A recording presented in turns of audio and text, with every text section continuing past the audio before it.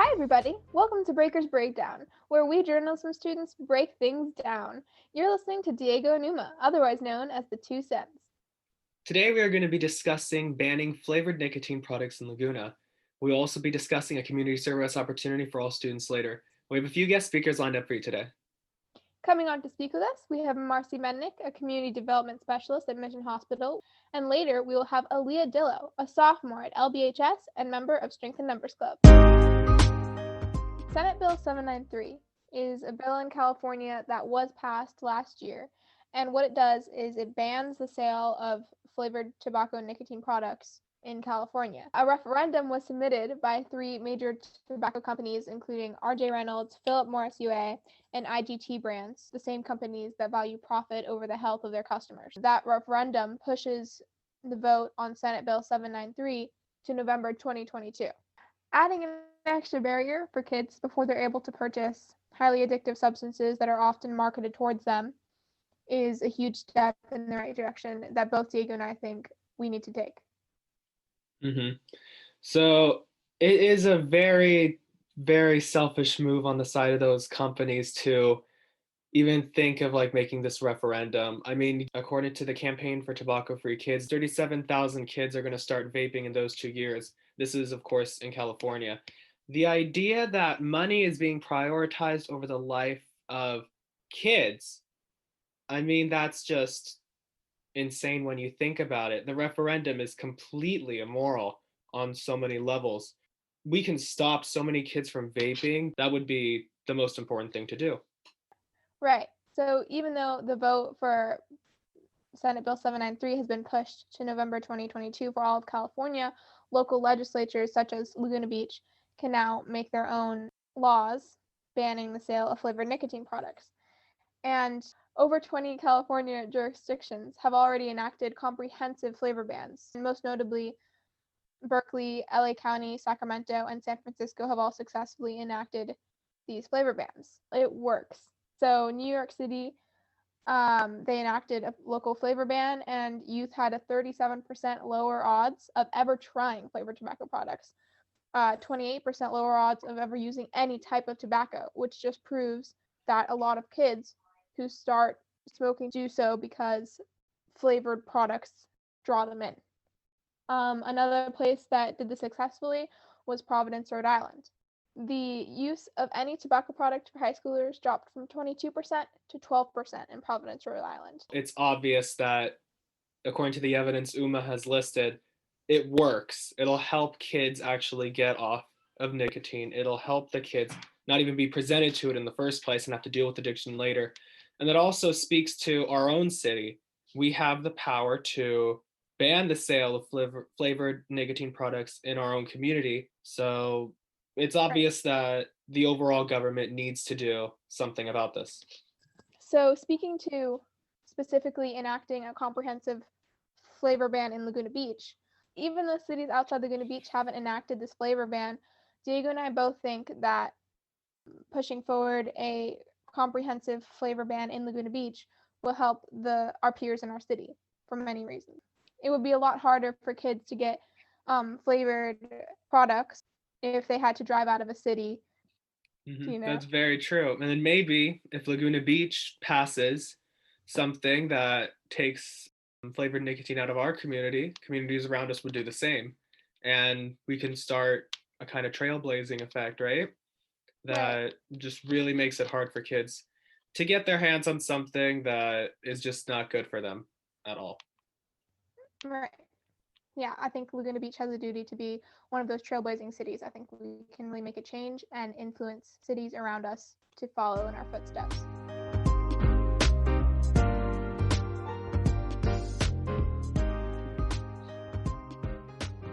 On with us now, we have Miss Marci Mednick, a community development specialist at Mission Hospital working to build healthier communities. Hi, Miss Mednick. Thanks for coming to speak with us. Hello, and thanks for having me. Of course. What inspires you to advocate against tobacco and nicotine? First of all, I'm inspired to help young people live healthier lives, and that includes a lot of things. And my particular emphasis is on substance use, just because I've seen the toll it takes in our community And I've seen how hard it is once someone has ventured down that path. It's really, really hard to get them back. And it's much easier and much more successful if we can begin before it becomes a problem. And so, in looking at a lot of young people's journeys, I've noticed a common theme, and that's that many of them start with tobacco. And I don't know if you guys know this, but 90% of adult smokers started under the age of 18. And that's because the powerful hook that nicotine has in the brain, it's actually as addictive as heroin. And I know most people, that just seems foreign to put that in the same sentence, but it is, and it's that hard to quit. So imagine if we could just prevent that whole cycle. It just really excites me to think that we can have such an impact on our young people. The other thing I wanted to chime in is that in the last 40 years, public health has poured so much money into fighting big tobacco, and we've done amazing things. Less than, I want to say, I think it's 9% of high schoolers smoke. That is huge. It used to be above 20%, even 30% way back when, before we started pouring all our money into this. And we pour our money into this because of the tobacco tax that was passed. All the attorney generals got together, and sued the tobacco industry. And they've created, it's called the Master Settlement Agreement. So we now have this giant pool of money that we can help to use to prevent all these negative health effects. And because of all the success we've made in this, we have less cancer, we have less respiratory illness, we have less heart disease. We've made this huge progress, and we're seeing all that become erased. So, as a member of the Strength in Numbers Club, I really appreciate all you do for us. What's your favorite part about contributing to the Strength in Numbers Club? Another excellent question. So my favorite part is that you guys are the most impacted by this, right? Your generation, the tobacco industry, as well as other industries, market towards this generation because they know if they can hook you when you're vulnerable, when your brain is still developing and more vulnerable, they have you for life. And I think that knowledge is key. And if you guys have that knowledge, you can then go on to make healthier decisions. I can't tell you, I'm lucky that I have two college age children, and they come home and they bring their friends, and we sit around, and of course we talk about all this stuff. And the one thing I hear from them is, how come nobody is telling us this? A lot of them, as they go off to college, weed is everywhere. And unfortunately, so is mental illness, and they're not seeing the connection. And they're like, why? I thought I was helping my anxiety and I'm making it worse. And the same with nicotine, all these things. And they're so upset that nobody's telling them. Commercial industries are spending millions, billions of dollars to market to you, right? They're not educating you. And unfortunately, there's not a lot of money in prevention and public health. So you're not hearing the other side of that argument. And I just really think it is such a disservice, because if we put that money in prevention, we wouldn't have to put it into treatment, right? It's actually, for every dollar you spend in prevention, you spend $10, or you save $10. And whether that's social costs, and if you think about it, these people aren't as productive. They're probably not able to earn as much income. There's all these other costs. So when you factor that in, it's at least, this is an old figure, the 10, it's probably a lot higher than that. But if you figure every dollar we spend in prevention, we spend 10 in social justice and prevention, all those other costs. So I just think, and the only way I think you guys can empower each other. We talk about at the schools, like all these kids using e-cigs in the bathroom. And it's incumbent upon students to step in and just say, that's not okay. You can have someone there giving them, little demerits, whatever you guys do, if they get in trouble for using e-cigs in the bathroom. But unless these students have the information that, they're more vulnerable to COVID, they're doing long-term damage to their lungs, they're changing the way their brain is wired, I think that they would make healthier decisions. And so we need to involve you guys in the process, because it's your generation that's affected. Thank you for your answer. Going off on what you were saying about, the corporations kind of hooking kids, what are your thoughts on the referendum for Senate Bill 793? Okay, well, that's a big issue and kind of convoluted. I don't know if a lot of your listeners are going to understand what the process is. So if it's okay with you, can I give you some background? That'd be Of course. okay? Yeah, sure. Last year, the voters approved SB 793. What that bill does is it would ban flavored nicotine, and it also includes menthol and mint. And that's huge. I know that you guys are involved in a lot of these efforts and you probably have a better understanding, but just to clarify for your listeners, most people start with mint or menthol because it masks the harsh flavor of nicotine and the burning and all that. It kind of numbs the throat. And that is the gateway into becoming a smoker, right? It makes it a much more pleasurable experience. And that is what the majority of young people start with. They'll start with a flavored tobacco. So it's really important that that be included. And that's why SB 793 was so impactful for California. A lot of other communities have passed a flavored nicotine ban, but they haven't been able to get that in there. And that's because the tobacco industry lobbies and modifies the legislation. Now, I was a little nervous because when this passed, the tobacco industry didn't lobby very heavily as they have, and that's why it was able to pass. And I was wondering, I'm like, they're being kind of silent on this. They've got something up their sleeves. And sure enough, the day after this passed, a motion was filed to start the referendum process. And they obtained the necessary signatures. So they had to get over 600,000 signatures. They obtained over 1 million. And I was lucky enough to see some of these signature gatherers, their local Target, Trader Joe's, forget where else I saw them. And of course, I have to engage, it's kind of a sport. And most of them had no idea what they were doing. And or what the bill did and why they were trying to overturn it, most of them thought that it was about menthol and that, oh, we need to have menthol. This is actually discriminatory because usually it's the poor communities, the African American communities that smoke menthol. And this is, we need to let them smoke menthol. Like, oh, so we need to let them get cancer?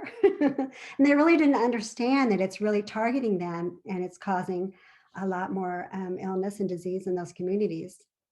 And once the signature gatherers realized what they were doing, I think they had some regret. But I'm a little off topic here, but I just wanted to share with you kind of how this process evolved. The tobacco industry has unlimited funds to invest in the passage of this referendum. So we're going to see a lot of commercial airtime dedicated to this. You guys are going to see it in your media feeds, and you're not going to see that counter argument. You'll see some, but not, of course, in the amount that you're going to see the other argument. And it is incumbent upon us to educate our peers, our families, and help them understand, especially this menthol argument.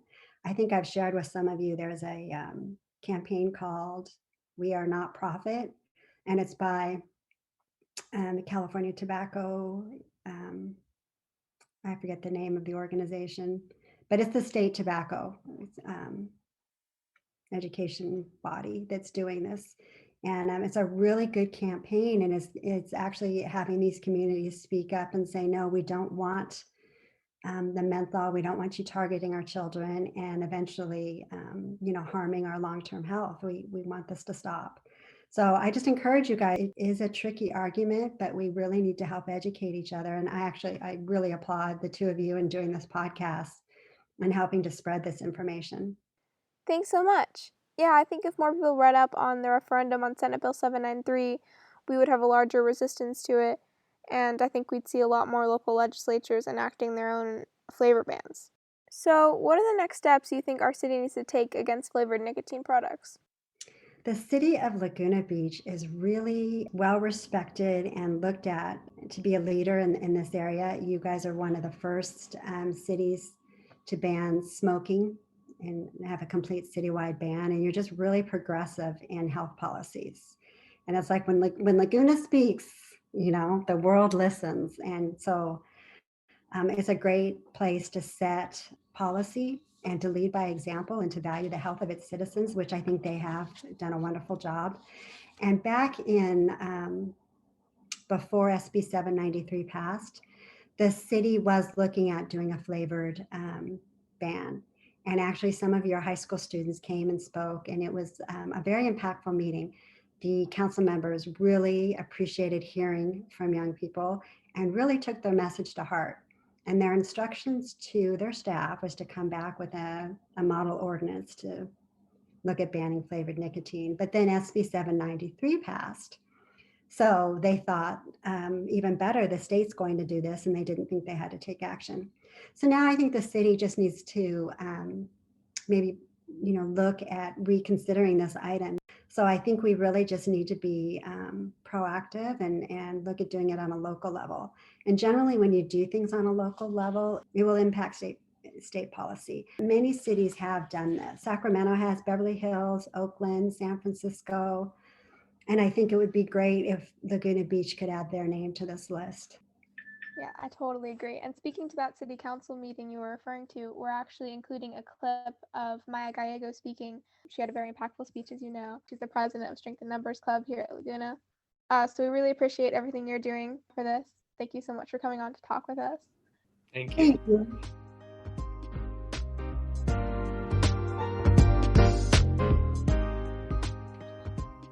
Now we are going to dive into a very interesting related issue. Nicotine products are oftentimes marketed specifically towards children in an immoral attempt to get them addicted and in turn buy more products.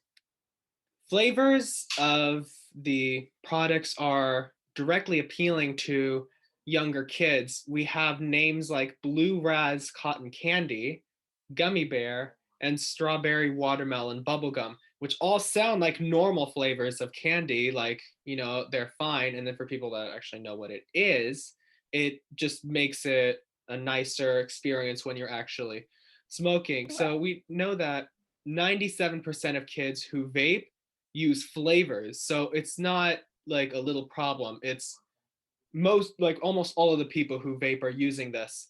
The flavor hides the unpleasant taste of tobacco, which we're convinced most kids would probably not really want or would probably kind of deter them from it. So, it is an interesting point to make, right? Right. Those flavor names are just very clearly marketed towards children. Adults would not be attracted to something that said gummy bear or cotton candy. It's very clear that they're trying to get a hold of more youth to buy their products. So here I want to read a really quick quote from Gerald Hill, who's a state senator who has been an advocate for Senate Bill 793. So he said, California fought, Big Tobacco won. This shameless industry is a sore loser, and it is relentless. It wants to keep killing people with its candy, fruit, mint, and menthol-flavored poison. The adults who are hooked on nicotine aren't enough for Big Tobacco. It wants our kids too. So that was his quote. Really well said. It's clear that these tobacco industries are valuing money over the lives of children. I mean, I just want to point out, you hear the flavor names and you think this is what they sell at an amusement park. I feel like if we take away the flavor, a lot of kids would stop vaping. Right. And that statistic that you pointed out, that 97% of kids who vape use flavors, it just exactly proves our point. So we don't want to be giving you biased information, and there are valid concerns on the other side of this argument. Many are concerned about our economy. While we fully understand the strain that local businesses are under, especially during the pandemic, this ban will only have a toll on certain retailers, most of which are not entirely dependent on flavored tobacco products. Furthermore, it is estimated that $13 billion, which could be saved in healthcare costs for California, far outweighs the $110 million drop in tobacco sales tax revenue to the state. So that's like the issue that Marci was talking about. The cost of healthcare and of correcting these health issues after they occur is far more than the cost of preventing people from actually starting using them in the first place. Mm-hmm. And then we also have the idea that adults do have freedom to make their own decisions. An adult does have the ability to drive out of town in the event flavored nicotine products are banned in the area. And what we really are trying to emphasize, though, is that we are trying to stop the youth from becoming addicted to the products. They can't make well-informed decisions. Corporations are targeting them, so we need to help them not get addicted. Like Ms. Mednick had said, There's a whole percentage of people now that are older that started smoking, started using nicotine when they were under 18. So we value the freedom of adults, but we want to do what's best for the youth. Yeah, so like Diego was saying, it's a lot easier for an adult to get flavored tobacco products if they wish to use them. Another argument on the other side of this issue is many are concerned that the enforcement of SB 793 will be on the user of the product. The enforcement is actually on the retailer or their agents slash employees. So if we ban the sale of flavored nicotine products in Laguna Beach, kids and adults who buy them elsewhere and have them, there'll be no penalty to them. The penalty will be on the retailer. So there's $250 fine per violation. Basically, they're prohibited from selling or possessing with the intent to sell a flavored tobacco product covered by the law. So there's no purchase, use, or possession penalties. And it also doesn't apply to school resource officers dealing with students.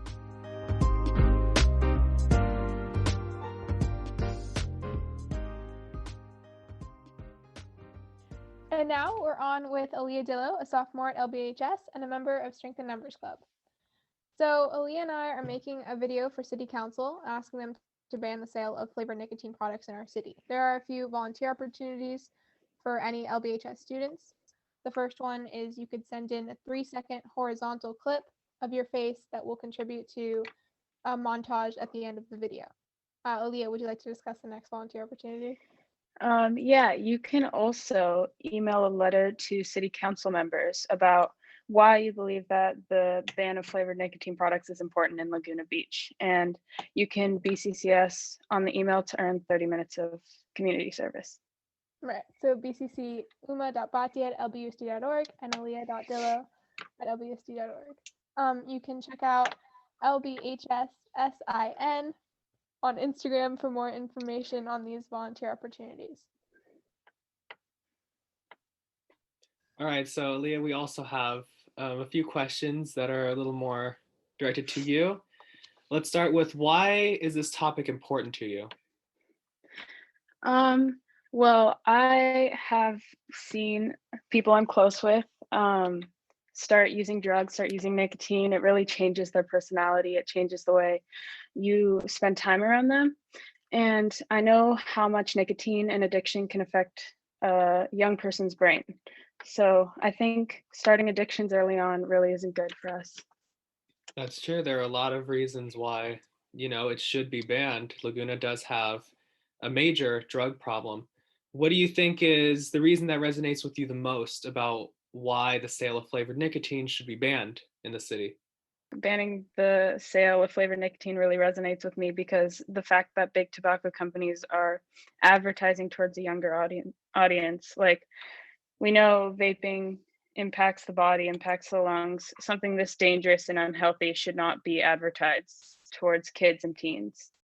Thank you so much for talking with us today and for all the work you're doing in this field. Thank you for having me.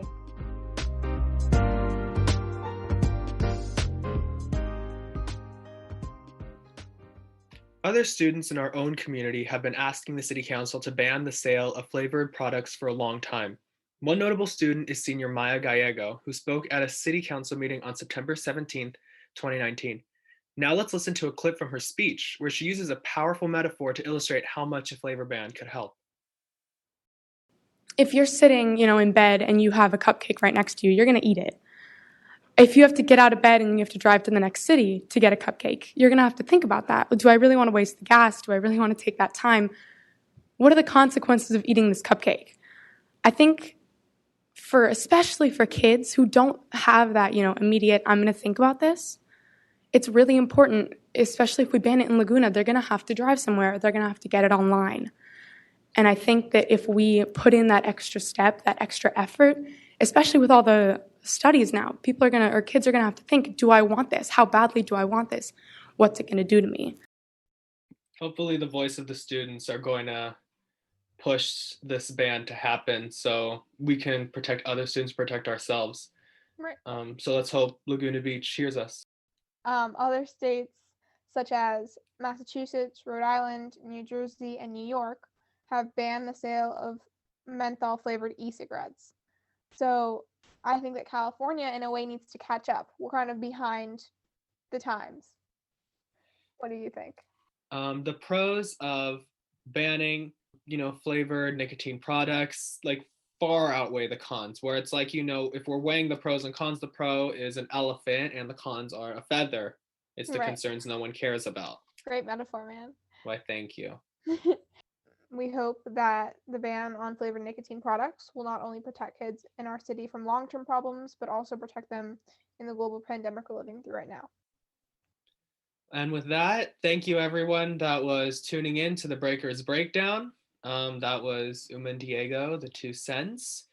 We will have more interesting topics in the future, right? Yeah, tune in next time, guys. And if you guys have any recommendations for podcasts you might want to hear us talk about, or our other partners in the Brush and Palette, feel free to send an email to uma.batia@lboc.org or diego.calderon@lbosc.org. Thank you again.